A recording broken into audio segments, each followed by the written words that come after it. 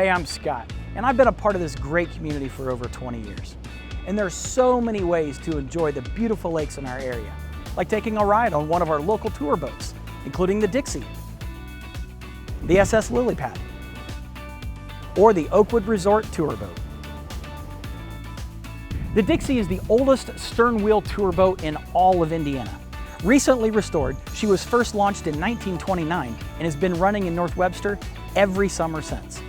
Guests now have the opportunity to take a tour of Webster Lake on this historic vessel. You can learn more at ridethedixie.com.